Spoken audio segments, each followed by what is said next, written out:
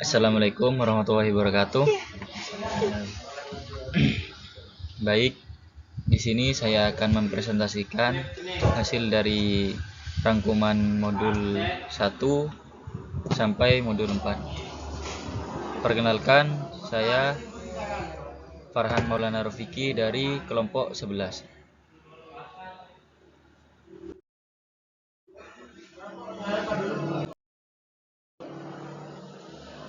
Kita langsung saja ke materi.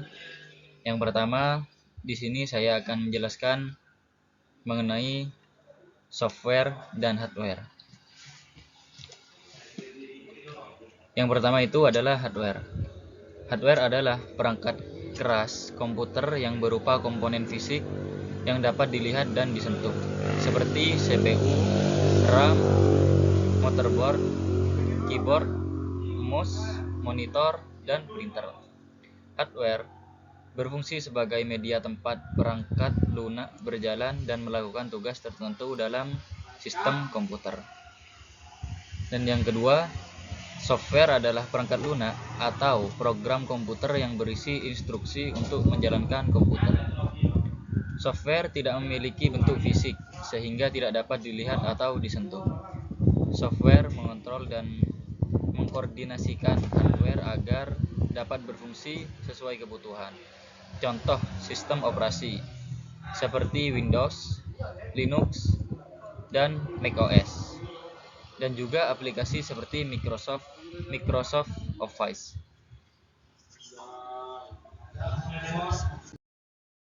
Dan lanjut kepada modul kedua, yaitu sistem operasi. Apa itu sistem operasi? Sistem operasi adalah perangkat lunak yang mengelola sebuah daya komputer seperti CPU, memori, perangkat penyimpanan, dan perangkat input dan output. Dalam sebuah sistem operasi juga terdapat 6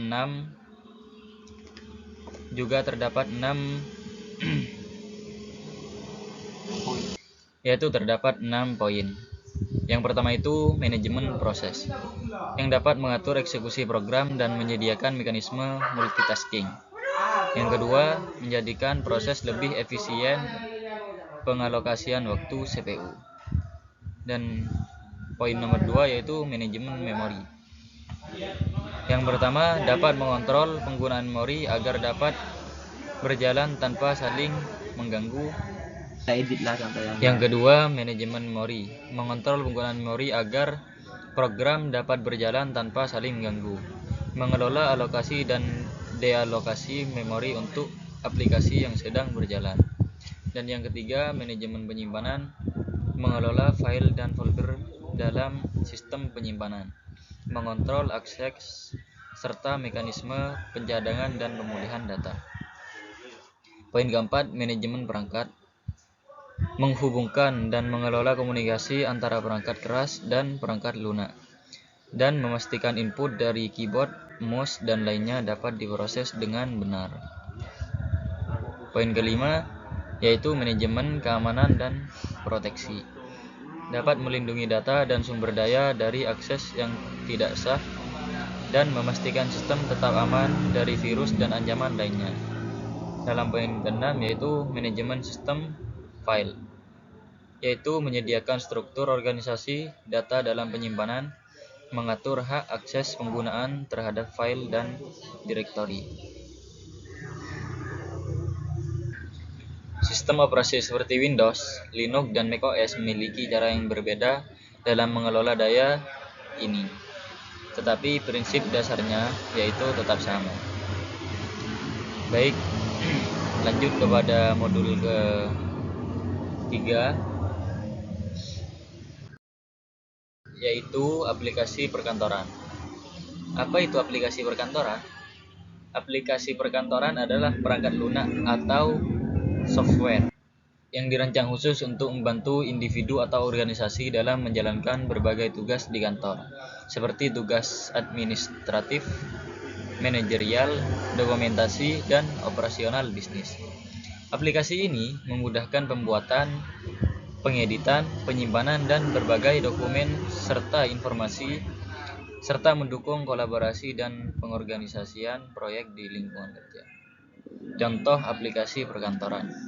Yang pertama Microsoft Word, yaitu pengolah kata. Yang kedua Microsoft Excel, pengolah angka dan data. Yang ketiga Microsoft PowerPoint, presentasi. Yang nomor 4 Microsoft Outlook atau manajemen email dan kalender. Baik, mungkin hanya itu yang dapat saya sampaikan. Kita lanjut ke sesi pemrograman.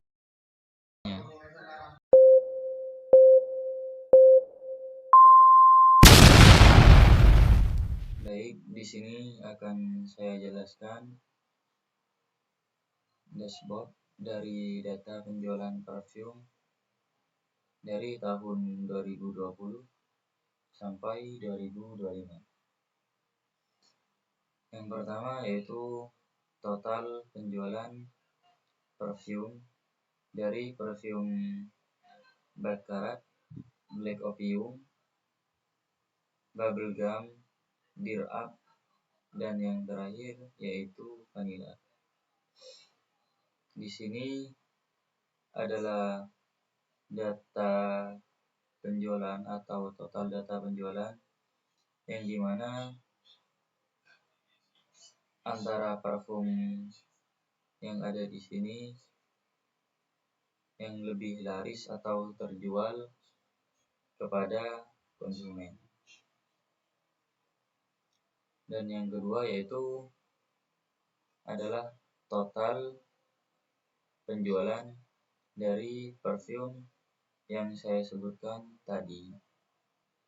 Berikut adalah data total penjualan setiap tahunnya mengenai parfum yang terjual tadi.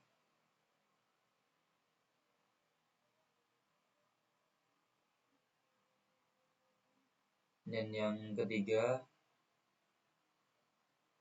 yaitu format data.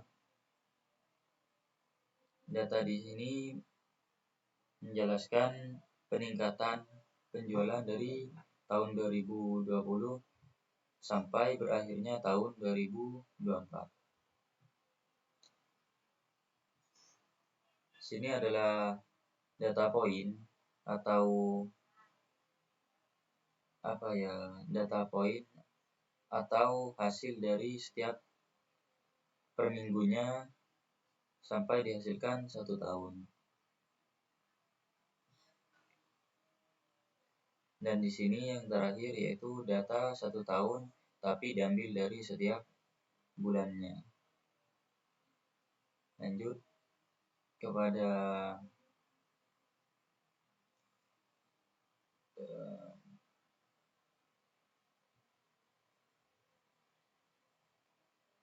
soal nomor 2 yaitu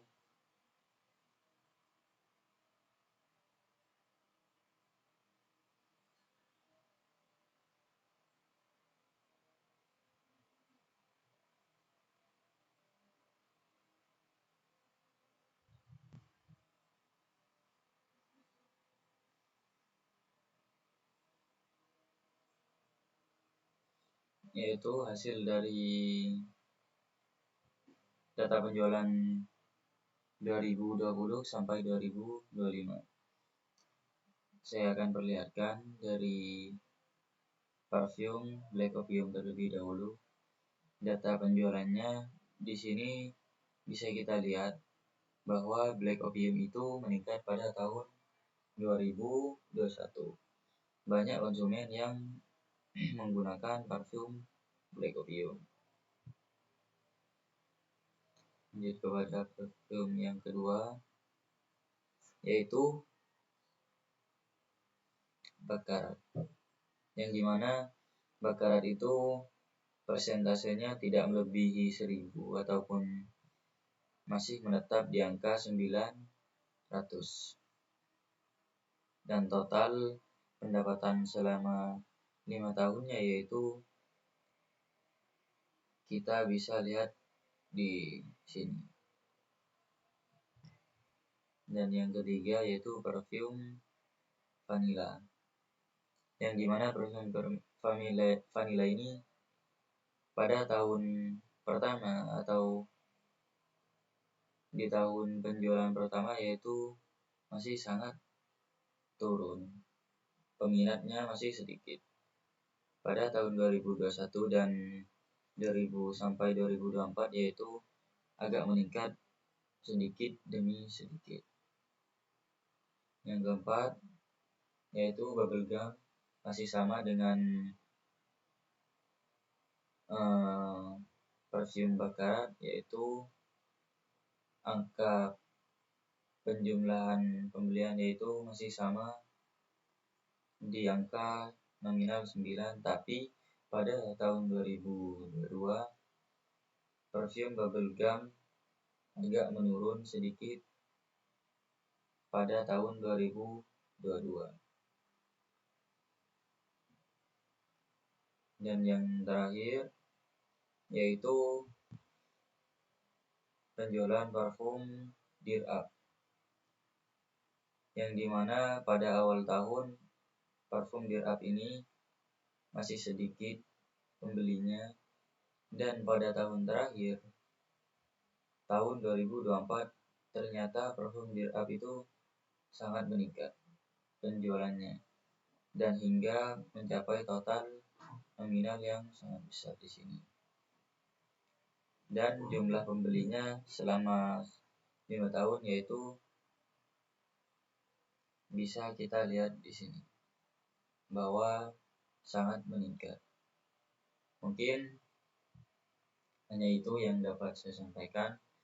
Kurang lebihnya mohon maaf. Apabila ada tutur kata yang kurang baik, itu berasal dari saya sendiri. Assalamualaikum warahmatullahi wabarakatuh.